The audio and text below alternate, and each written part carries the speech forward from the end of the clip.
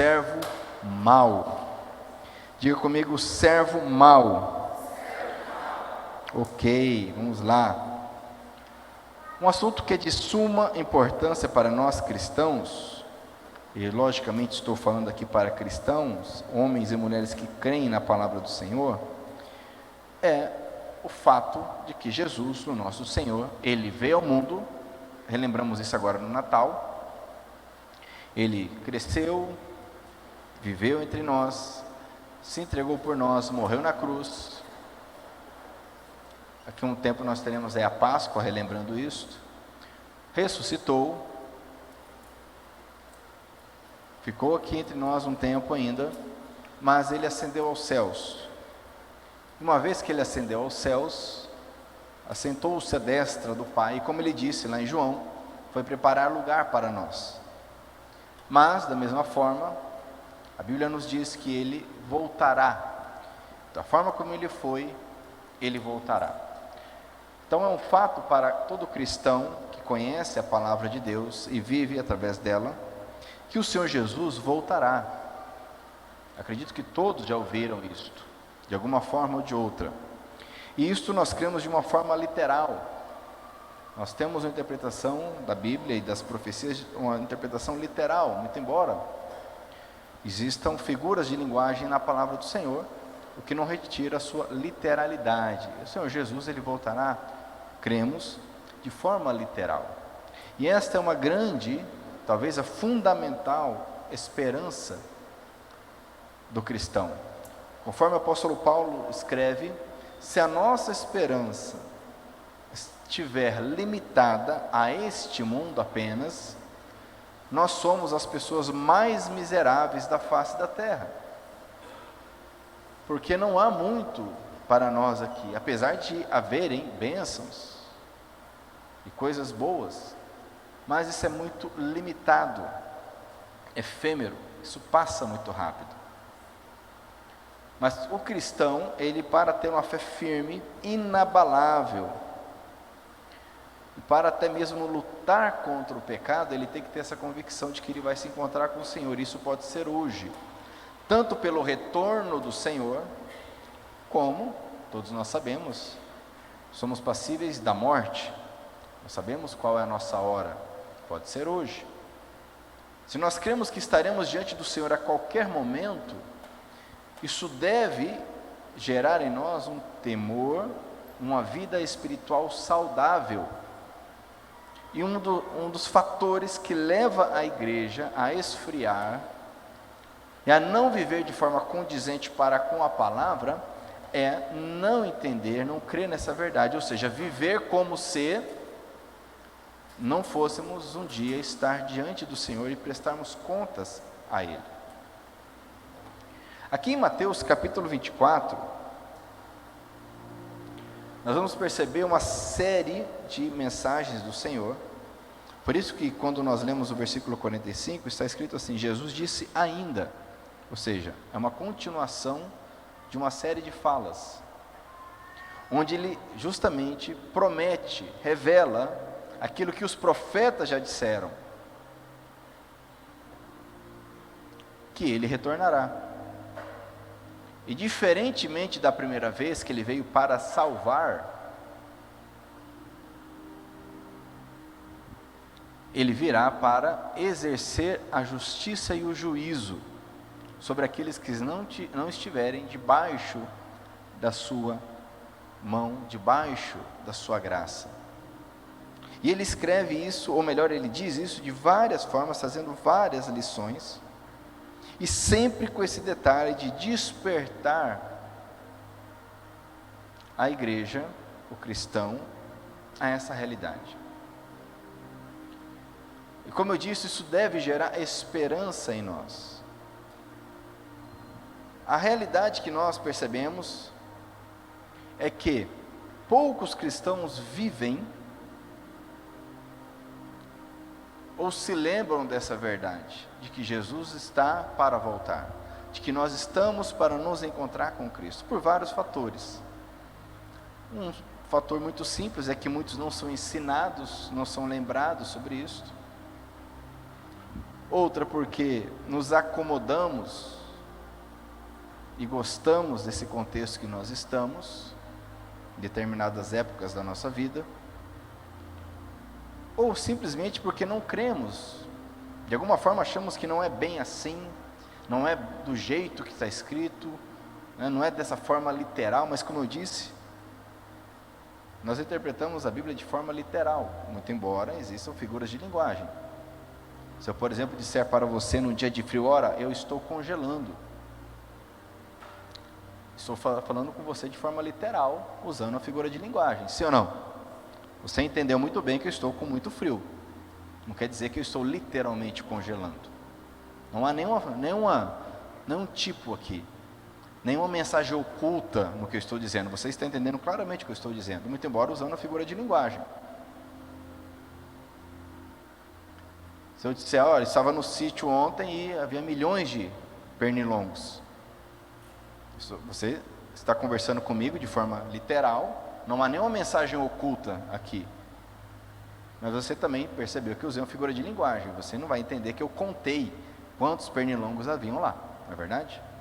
Quando nós lemos a palavra, nós entendemos, nós cristãos fundamentalistas, ou seja, que creem nos fundamentos, nós cristãos radicais, ou seja, que estamos enraizados na verdade, porque muitas vezes se coloca essas duas palavras, né, fundamentalista, radical, como alguém alienado, alguém louco, alguém que mata, alguém que destrói, mas fundamentalista é alguém que tem fundamentos, e radical é alguém que está enraizado em algo.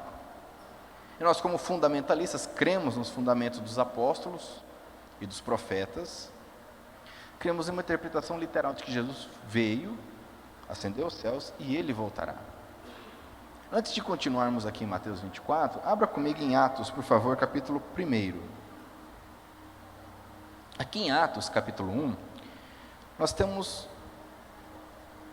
o início, ou melhor, a narrativa, a história do início da igreja, ou seja, após a ressurreição de Cristo e a sua ascensão aos céus, temos no capítulo 2 o derramar do Espírito Santo, o início da obra da igreja. E a igreja não é uma instituição, ok? Muitos dizem, é a primeira igreja, a igreja tal, se referindo a alguma denominação. Isso é falho, isso não condiz com a história, com a realidade. A igreja, a própria palavra igreja, que no Novo Testamento original, no grego, a palavra eclésia, significa um ajuntamento de pessoas, uma congregação, uma assembleia de pessoas. Por isso que algumas denominações evangélicas têm o nome de congregação, de assembleia, porque a palavra igreja nada mais é do que um ajuntamento, uma assembleia, uma congregação de pessoas, só isso, que formam o corpo de Cristo. E aqui em Atos nós vemos o desenrolar dessa história. Mas o que eu quero chamar a atenção é que aqui justamente, no início, no capítulo 1, versículo 9, diz assim: depois de ter dito isto, Jesus foi levado para o céu diante deles, ou seja, diante daqueles que estavam ali, os apóstolos e alguns outros discípulos, com Jesus ressurreto. Então uma nuvem o cobriu e eles não puderam vê-lo mais. Eles ainda estavam olhando firme para o céu enquanto Jesus subia, quando 2 homens vestidos de branco apareceram perto deles e disseram, olha que interessante, e disseram: homens da Galileia, por que vocês estão aí olhando para o céu? Esse Jesus que estava com vocês e que foi levado para o céu, olha só, voltará do mesmo modo que vocês o viram subir. Ok? Ou seja, vão fazer o que vocês foram ordenados a fazer. E essa esperança que manteve os apóstolos firmes, os discípulos firmes, a igreja ao longo dos séculos firme. Nós nos encontraremos com o Senhor. E como eu disse aqui em Mateus capítulo 24, nós temos alguns ensinos acerca disso, repetidos de alguma outra forma nos demais evangelhos, mas eu quero chamar a tua atenção nessa noite para o servo mau. Quem seria, ou o que seria, como agiria um servo que Jesus considera mau? Porque quem está falando aqui é ele considera, ele julga um mau servo.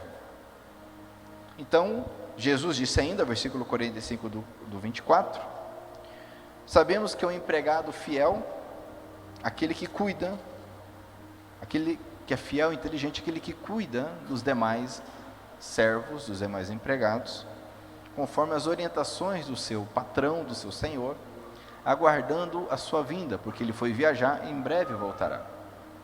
Então, um ponto importante aqui, apesar dessa versão nova, tradução na linguagem de hoje, trazer a expressão empregado, tenha em mente que nós não estamos falando aqui de um contrato de trabalho como hoje, baseado na CLT. Estamos falando aqui de um servo. A palavra aqui traduzida por empregado, é a palavra doulos, que significa servo, ou mesmo um escravo. Jesus está falando de pessoas que o têm como Senhor da sua vida. Então aqui nós excluímos de cara qualquer pessoa que não tenha o Senhor Jesus como seu Senhor e Salvador. Creio que todos nós aqui têm o Senhor Jesus como seu Senhor. Amém? E é para nós que Ele está falando. Mas mesmo entre os servos, entre esses empregados, Ele consegue discernir quem é fiel e inteligente e aquele que é mau. Nas palavras do próprio Senhor, mau. Quem é esse servo ou esse empregado mau? Que será? Olha que interessante esse versículo 51.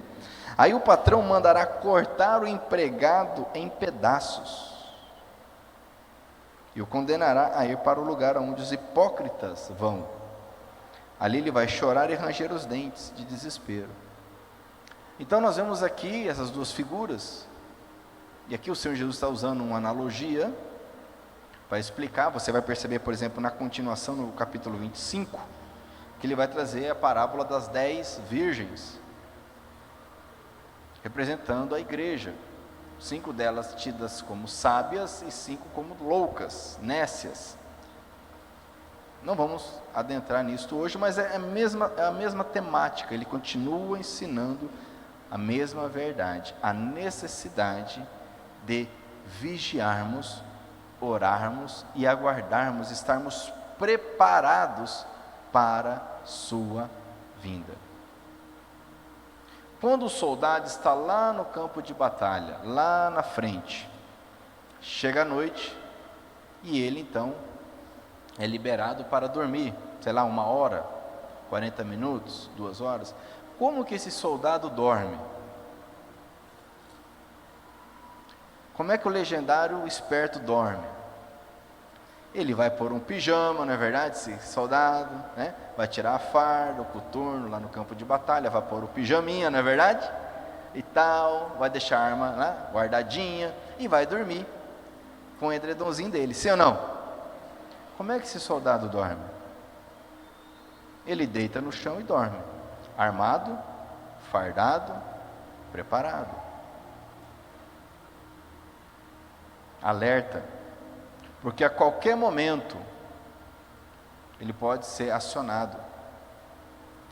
Nós cristãos precisamos estar atentos, porque a Bíblia diz que a qualquer momento, o dia e hora ninguém sabe, o Senhor Jesus virá como ladrão, ou seja, de surpresa, e quem estiver preparado não será surpreendido.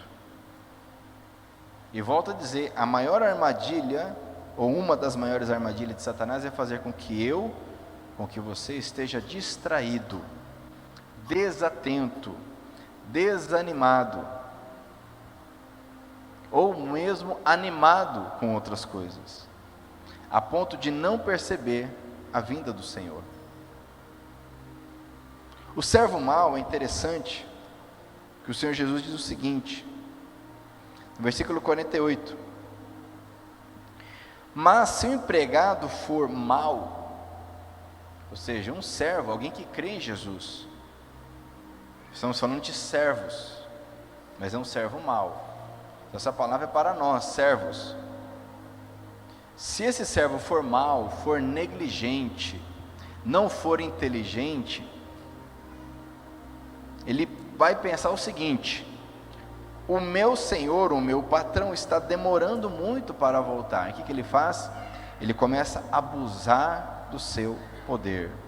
Ele começa a abusar do seu propósito, do seu chamado. Ele começa a desvirtuar o objetivo do Senhor para a sua vida. Ele começa então a maltratar os demais, a espancar os demais, a ignorar a necessidade dos demais.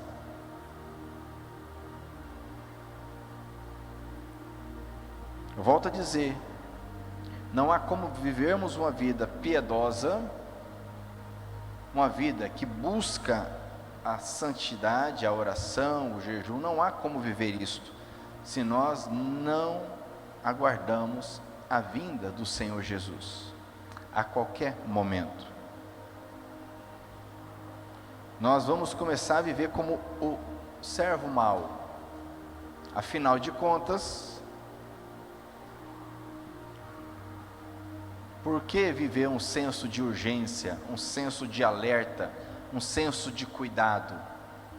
Nós vamos então relaxando, vamos descansando, e quando percebemos, somos traídos, conforme Tiago escreve, nós pecamos porque somos traídos por nossos maus desejos. Vem o desejo, nós o alimentamos, e então praticamos o pecado que gera a morte. Quem está entendendo? Amém? Por isso nós precisamos ter postura condizente com o que nós cremos. Olha o que diz aqui em 1 Tessalonicenses, se você puder abrir comigo. Primeira carta de Paulo aos Tessalonicenses. Havia essa igreja em Tessalônica, e os estudiosos afirmam que essa é a primeira carta do apóstolo Paulo, a primeira carta que ele escreveu. E justamente, já no início desse ministério epistolar, um dos temas é a volta do Senhor. Porque a igreja vivia essa expectativa. Era uma preocupação para a igreja. Havia um desejo, diferente de hoje, em que não se tem isto. Estamos apegados a este mundo, esse contexto. Mas aqui em 1 Tessalonicenses capítulo 5, a partir do versículo 1, Paulo começa a ensinar, dizendo: irmãos, vocês não precisam que eu lhes escreva a respeito de quando e como essas coisas vão acontecer. Que coisas? No capítulo 4 ele está falando da vinda do Senhor, ok? Versículo 2: pois vocês sabem muito bem que o dia do Senhor virá como um ladrão na calada da noite, quando as pessoas começarem a dizer, tudo está calmo e seguro, então é que de repente a destruição cairá sobre elas.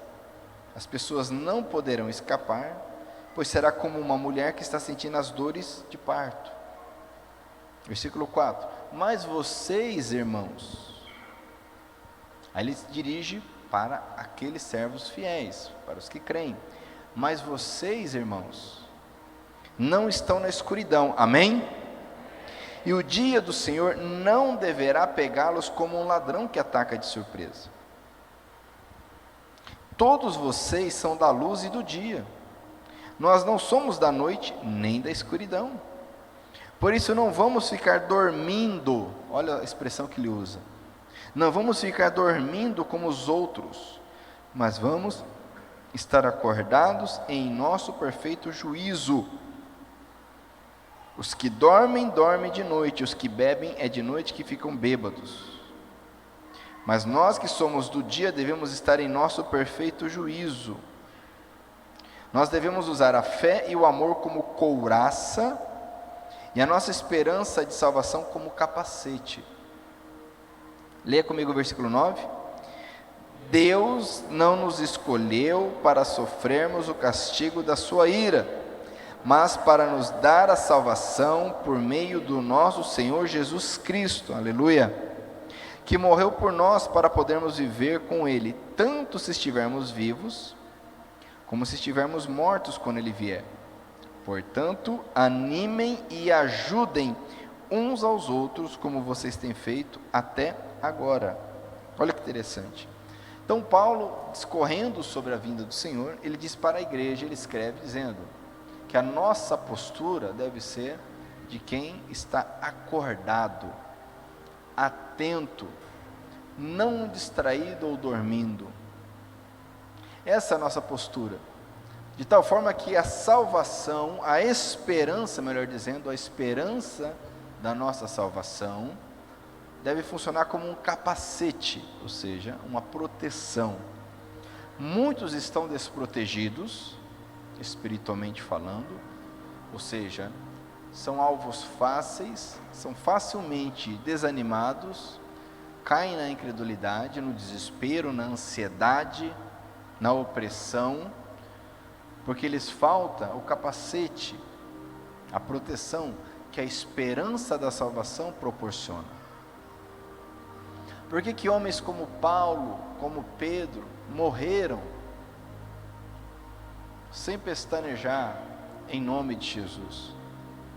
Porque havia uma viva esperança de estar junto com o Senhor, que conforme Paulo escreve, é muito melhor do que estar nesse mundo.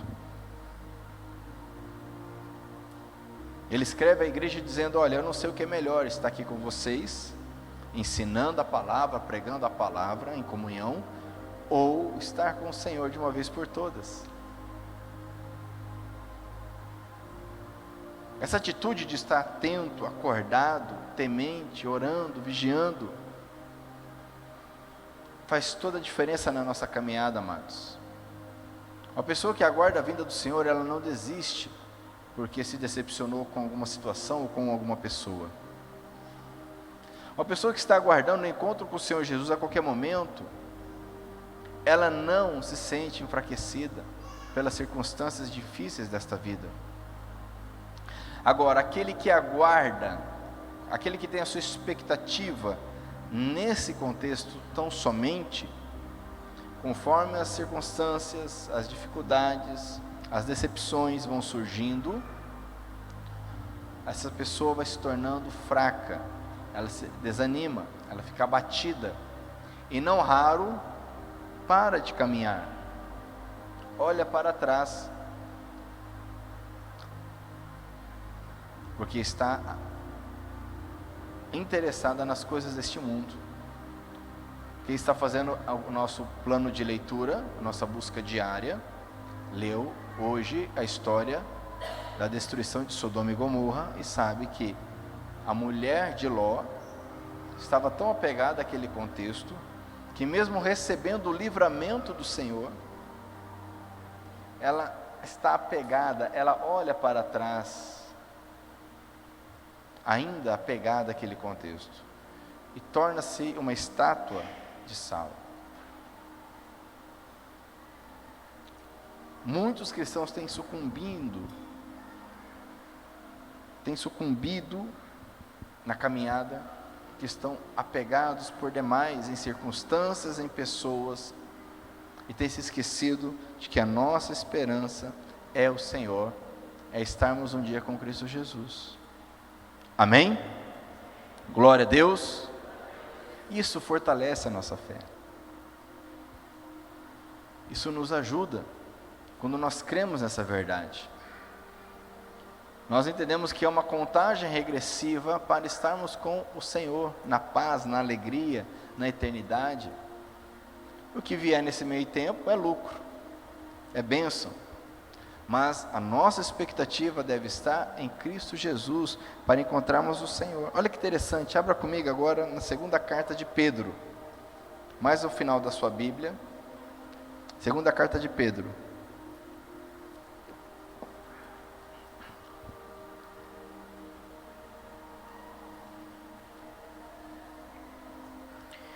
Pedro também escreve sobre esse tema tão importante. Nós vemos o Senhor Jesus falando sobre esse tema várias vezes. Paulo escrevendo sobre ele várias vezes. Agora nós vemos Pedro escrevendo sobre o mesmo tema. Porque, amados, esta é uma realidade nossa. Se você não entender isso e não crer nisso, você será, mais cedo ou mais tarde, você se frustrará. Porque a nossa fé não foi feita, ela não existe para estarmos apegados nesse mundo.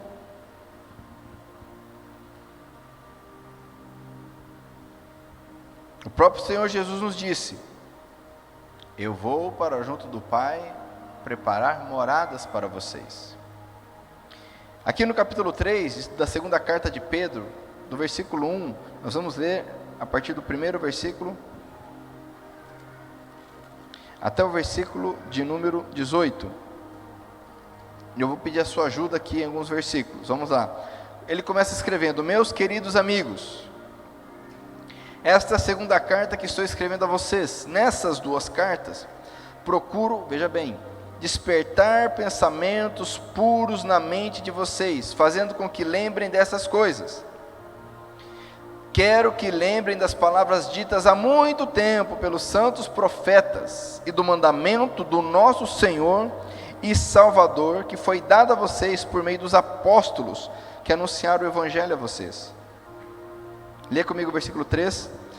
Primeiro vocês precisam saber que nos últimos dias vão aparecer homens dominados pelas suas próprias paixões. Eles vão zombar de vocês, dizendo: ele prometeu vir, não foi? Onde está ele? Os nossos pais morreram e tudo continua do mesmo jeito que era desde a criação do mundo. Esses zombadores esquecem de propósito que há muito tempo Deus deu uma ordem e os céus e a terra foram criados. Esquecem que a terra foi formada da água e no meio da água, e também que pela água do dilúvio o mundo antigo foi destruído. Mas os céus e a terra que agora existem estão sendo guardados pela mesma ordem de Deus, a fim de serem destruídos pelo fogo. Estão sendo guardados para o dia do julgamento e da destruição dos que não querem saber de Deus. Ok? Leia o versículo 8. Meus queridos amigos, não esqueçam isso. Para o Senhor um dia é como 1000 anos, e 1000 anos como um dia. O Senhor não demora a fazer o que prometeu, como alguns pensam.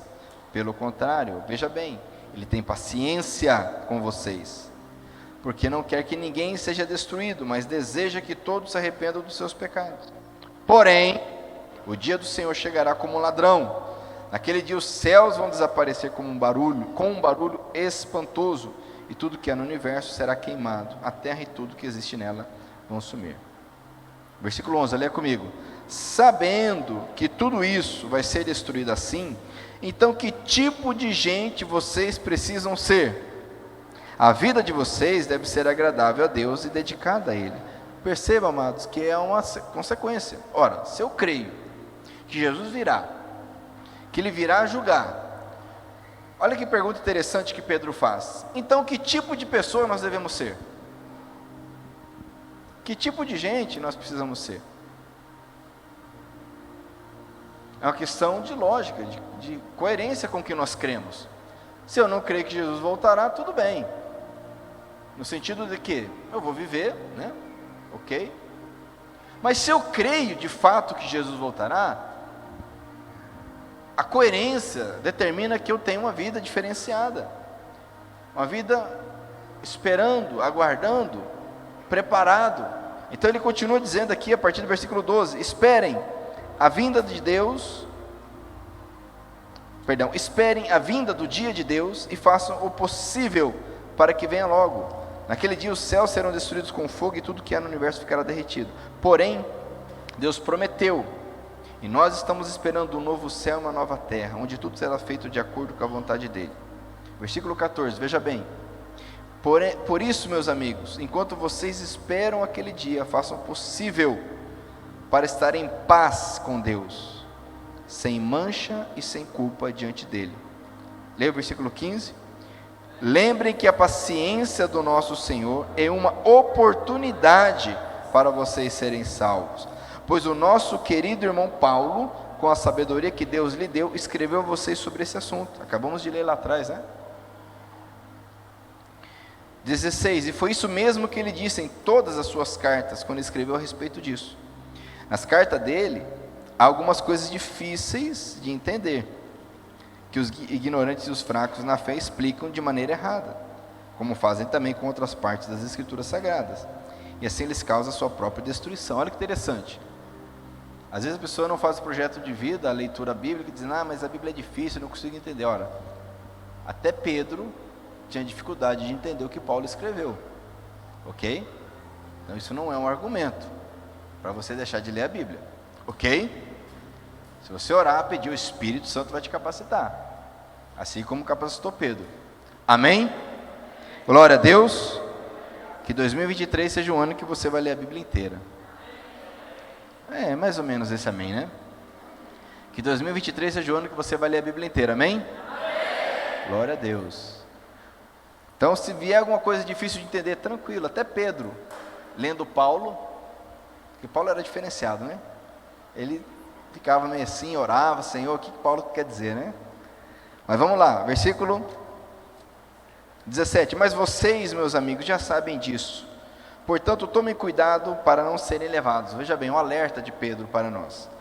Tomem cuidado para não serem levados pelos erros de pessoas imorais e para não caírem da sua posição segura. Porém, continuem a crescer na graça e no conhecimento do nosso Senhor e Salvador Jesus Cristo. Glória a Ele, agora e para sempre. Amém. Amém? O alerta de Pedro para nós é: cuidado para não cair da posição que vocês estão. Você crê que está salvo em nome de Jesus? Quem crê aqui na salvação? Na sua salvação, levante a mão se você crê. Se você não crê, não saia daqui sem entregar a sua vida ao Senhor Jesus. Mas Pedro escreve dizendo, cuidado para não cair da sua posição. E mais do que isso, ele diz, sabendo de tudo isso, você deve crescer, deve se fortalecer. Há uma expectativa, amados, que eu e você cresçamos na graça e no conhecimento do Senhor. Nunca foi plano do Senhor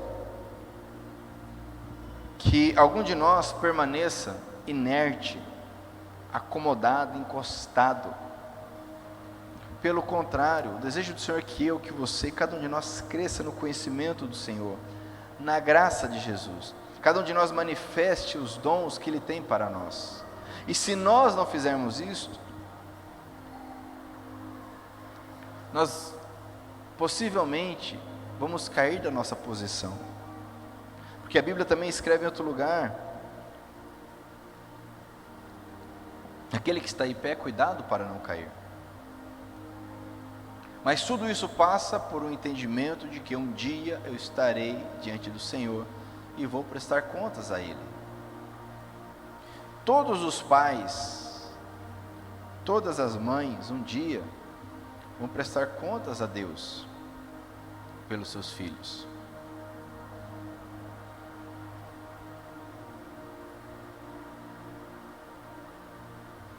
Todos os maridos vão prestar contas a Deus por suas esposas.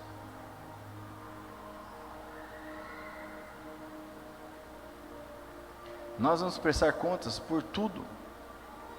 Isso deve gerar em nós uma atenção, um despertar, uma busca. Não ficarmos bocejando, acomodados, preguiçosos, espiritualmente falando. Porque às vezes estamos muito agitados, fazendo tantas coisas, né? Aquela correria do dia a dia, como muitos dizem, né? O corre não para, né? Tem lá a posta, né? Tem a hashtag, o corre não para. A gente vive nessa correria doida, mas espiritualmente nós estamos preguiçosos, parados, desatentos. Mas o Senhor virá, e nós não podemos ser encontrados como um servo mau, um servo que age. Talvez você não diga, Jesus vai demorar para voltar, talvez você não diga isso, mas quem sabe, nós estamos vivendo dessa forma. Como se isso fosse algo, uma historinha, uma fábula, né? Como se isso não fosse influenciar em nada a nossa vida. O desejo do Senhor hoje para nós é nos lembrar dessa verdade. O Senhor Jesus virá. E vamos nos encontrar com Ele, mais cedo ou mais tarde. E isso é bom. Isso não deve gerar em nós um arrepio, um medo. Se nós estamos em Cristo Jesus, essa deve ser a nossa esperança. Essa é a nossa esperança. Essa é a nossa expectativa. Porque em Cristo há luz, há paz, há alegria, não há mais dor, não há mais tristeza, não há mais choro, não há mais morte, não há mais doença, não há mais angústia, não há mais ansiedade, tristeza, nada de ruim. Mas às vezes quando nós falamos, vamos nos encontrar com Jesus, né? Parece que veio uma nuvenzinha preta em cima, né? A coisa, como se fosse ruim encontrar com Jesus. Isso é um alerta. Isso demonstra como está a nossa vida espiritual. Porque se nós somos cristãos, a palavra cristão significa seguidor de Cristo, ou pequeno Cristo.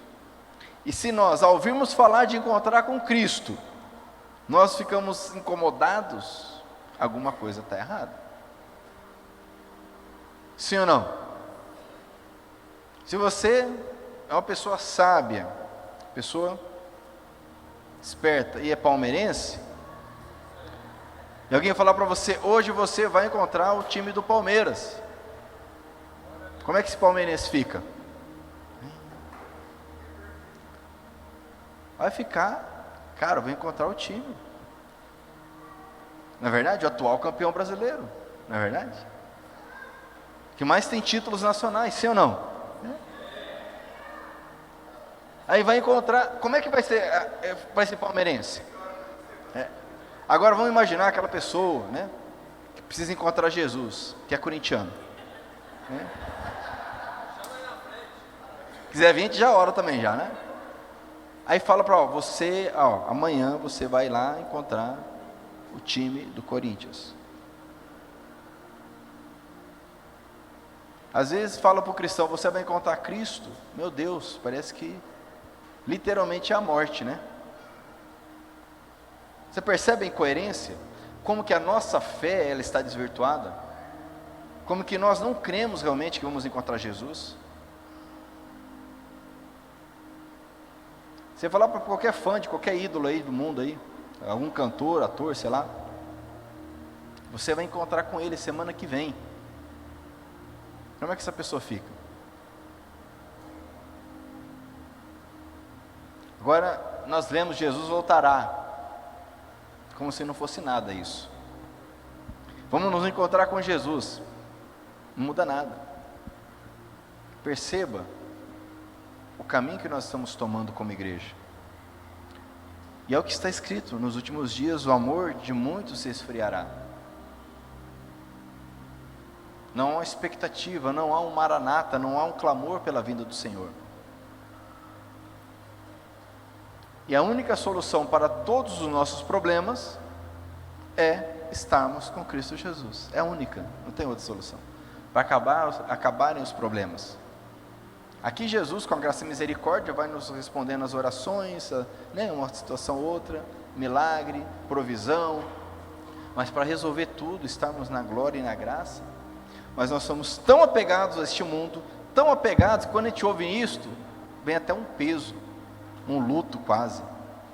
Ai, mas está com Jesus.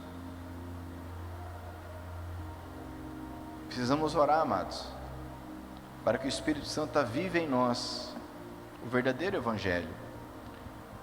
É interessante porque, olha os extremos, como nós seres humanos somos levados aos extremos sempre. Quando Paulo escreveu a primeira carta aos Tessalonicenses, veja bem, olha que interessante. Havia uma expectativa tão grande na igreja de que Jesus ia voltar, que alguns irmãos foram para o outro extremo, não trabalhava mais, fazia mais nada, ficava encostado. Jesus vai voltar, não vou trabalhar não, amanhã não vou trabalhar, segunda-feira, vou nada, Jesus está voltando, vou trabalhar para quê? Não é verdade? É verdade. Tanto é que Paulo escreve aos Tessalonicenses, esses que não querem trabalhar, não querem produzir, O mandamento é: aquele que não trabalha não coma. Mas você tem que trabalhar, tem que ajudar na obra. Não é porque Jesus está voltando que você vai parar de viver. Você vê ao extremo. Só que a igreja hoje está no outro extremo. Esquece que Jesus vai voltar. Está ocupada, atarefada, distraída, porque essa tendência da carne ir para os extremos. A sabedoria está no equilíbrio que Deus traz. Devemos caminhar neste mundo, viver, abençoar, orar, interceder, trabalhar, mas sempre atento, sempre na expectativa de que o Senhor Jesus vai nos encontrar, e nós vamos encontrá-lo. Amém? Porque senão, naquele momento, nós seremos chamados por Ele de servo mau. E o fim do servo mau nós vimos, é a condenação, o sofrimento eterno.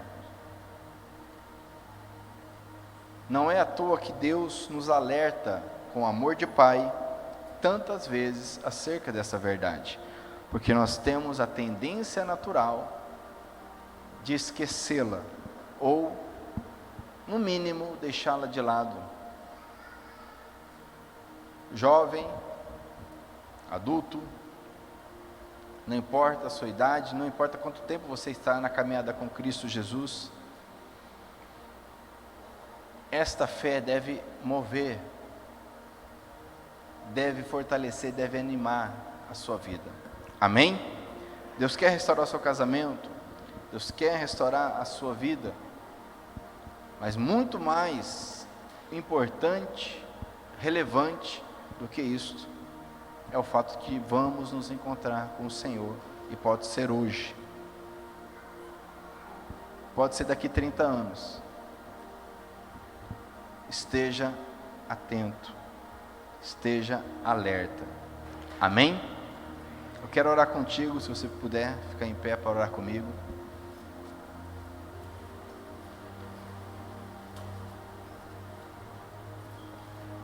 O servo mau é aquele que pensa, aquele que age, dizendo: o Senhor não vai voltar, vai demorar muito isso aí, isso não vai acontecer. A pergunta que eu faço para você nessa noite é: você tem agido como esse servo mau? Ou seja, vivido como se Jesus fosse demorar, ou nem mesmo vir?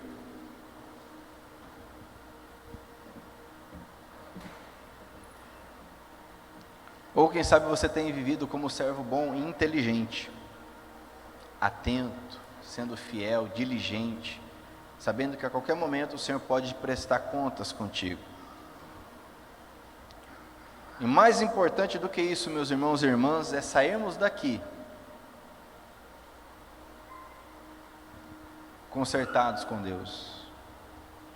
Se nós estamos falhando nisto, sairmos daqui renovados, consertados com o Senhor, porque se Ele está falando isso para nós hoje, não é à toa, é porque Ele, como Pai, está cuidando de nós. Amém? Se você quiser fechar seus olhos então e orar ao Senhor com base nessa palavra, faça isso agora, antes de orarmos juntos. Converse com Deus.